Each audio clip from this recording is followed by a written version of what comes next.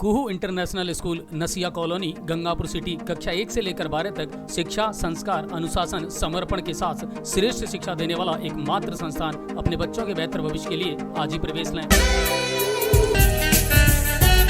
जम्मू कश्मीर के पूर्व राज्यपाल सत्यपाल मलिक सवाई माधोपुर के दौरे पर रहे, जहां उनके सर्किट हाउस पहुंचने पर किसान महापंचायत के राष्ट्रीय अध्यक्ष रामपाल जाट सहित अन्य लोगों ने गुलदस्ता भेंटकर स्वागत किया।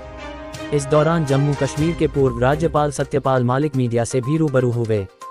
मीडिया से वार्ता करते हुए सत्यपाल मलिक ने कहा कि देश के गृह मंत्री अमित शाह को संसद में बाबा साहब अम्बेडकर को लेकर इस तरह की टिप्पणी नहीं करनी चाहिए थी, जिससे लोगों को लगे कि वे बाबा साहब का अपमान कर रहे हैं। जम्मू कश्मीर से धारा 370 हटाने के सवाल पर सत्यपाल मलिक ने कहा कि जम्मू कश्मीर से धारा 370 मैंने हटाई है। मोदी सरकार ने जम्मू कश्मीर से धारा 370 हटाने का इरादा जाहिर किया था। मुझे लगा कि ये एक अच्छा काम है, तो मैंने उसे आगे बढ़ाया और मोदी सरकार ने उसे पास कराया और जम्मू कश्मीर से धारा 370 हट गई। अगर मैं चाहता तो मना भी कर सकता था, पर मैंने ऐसा नहीं किया क्योंकि ये एक अच्छी पहल थी। उन्होंने कहा कि धारा 370 हटने के बाद जम्मू कश्मीर में बहुत बदलाव आया है। पहले वहाँ के लोग अपने आप को हिंदुस्तान से अलग मानते थे, मगर धारा 370 हटने के बाद वहाँ के लोग अब अपने आप को हिंदुस्तानी मानने लगे हैं। पहले वहाँ के लोग अलगाववादी थे और अब उनकी सोच बदली है, जो अपने आप में बहुत बड़ा बदलाव आया है। पहले वहाँ पत्थरबाजी होती थी। महबूबा मुफ्ती और फारूक अब्दुल्ला कहते थे कि धारा 370 हटेगी तो खून की नदियां बह जाएगी, लेकिन ऐसा कुछ नहीं हुआ। कोई चिड़िया भी नहीं बोली और कश्मीर में बदलाव हो रहा है, विकास हो रहा है। उन्होंने कहा कि अब जम्मू कश्मीर में कोई भी सरकार, चाहे किसी की भी हो, वो वहां वापस धारा 370 को बहाल नहीं कर सकती है। जम्मू कश्मीर में धारा 370 बहाल करना अब भूतकाल की और दूर की कौड़ी हो गया है। ऐसा अब कोई भी नहीं कर सकता। किसान आंदोलन को लेकर सत्यपाल मलिक ने कहा कि देश की मोदी सरकार किसान विरोधी सरकार है।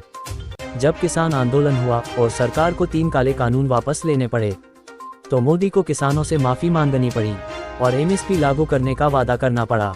मगर अफसोस केंद्र सरकार ने तक किसानों से किया गया एमएसपी लागू करने का वादा पूरा नहीं किया। केंद्र सरकार को एमएसपी लागू करनी चाहिए और किसानों की मांगों को लेकर जल्द से जल्द किसानों से वार्ता करनी चाहिए, नहीं तो देश में एक बार फिर बड़ा किसान आंदोलन होगा, जिसकी जिम्मेदार केंद्र सरकार होगी। अमित शाह जी का एक जो बयान था अम्बेडकर लेके देश में काफी हलचल मची हुई है उस चीज को लेके, तो इस पर क्या कहना चाहिए?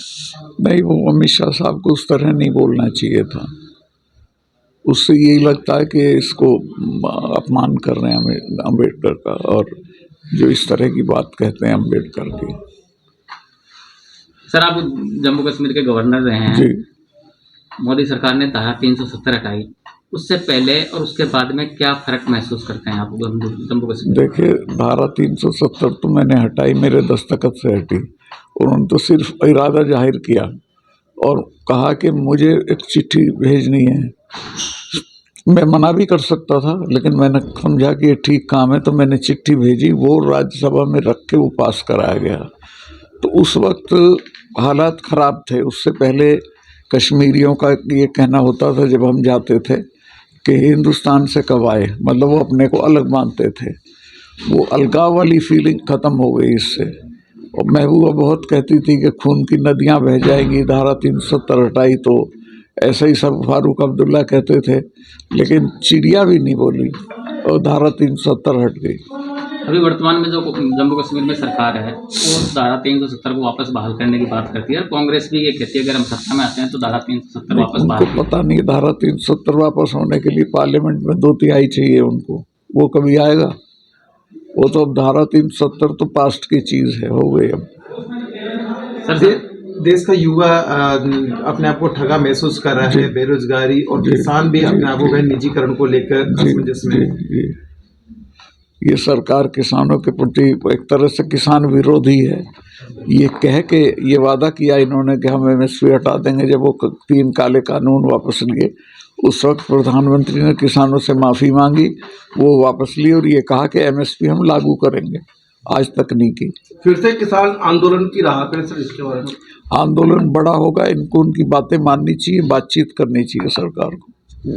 देश के संविधान रचयिता की तस्वीर संसद भवन से हटाना और उसके जो फ्लैग में भी छेड़खानी करना और हाल ही में अम्बेडकर की बात कहना, तो क्या अमित शाह को देश की जनता से माफी मांगनी चाहिए या इस्तीफा देना?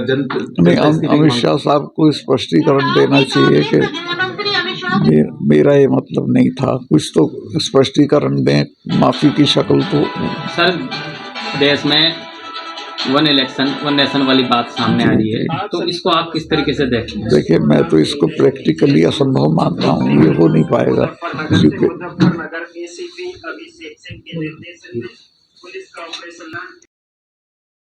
GPS senior secondary school Gangapur city कक्षा एलकेजी से 12वीं तक शिक्षा, संस्कार, अनुशासन एवं समर्पण के साथ श्रेष्ठ शिक्षा देने वाला एकमात्र संस्थान। सरकारें गिरती रहती हैं, तब आप क्या करोगे? 3 साल बिना सरकार के रहोगे, तो ये असंभव काम है। संविधान बदला जा सकता ना, लोग मानेंगे संविधान बदलने की बात, और जो कहते हैं उनको जनता नहीं स्वीकार करेगी। अगर बदला जाए, अपनी तरफ से यही कहना चाहता हूँ कि सरकार किसानों के प्रति बहुत गलत रुख वो किए हुए अख्तियार, वो एक हमारे डल्लेवाल साहब हैं, वो मौत शैया पे है, मृत्यु शैया पे, बहुत बुरा उनका हाल है। अभी तक कोई बड़ा प्रतिनिधि गया नहीं है सरकार का उनसे बात करके, उनकी भूख हड़ताल तोड़वानी चाहिए। और वहाँ मैं भी जाऊँगा, और किसान वहाँ बहुत आक्रोशित है आसपास के, तो हरियाणा पंजाब में तो बड़ा आंदोलन खड़ा हो जाएगा, फिर वो अपने यहाँ भी फैलेगा। तो सरकार को समय रहते उसको हल करना चाहिए।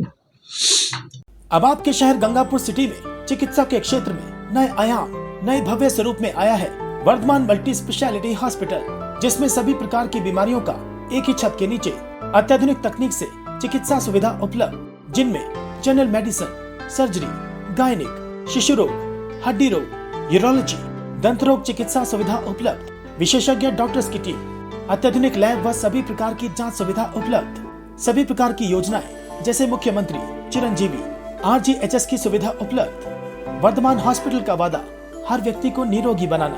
आज ही संपर्क करें Vardhman multi speciality hospital, Jaipur road, Gangapur city.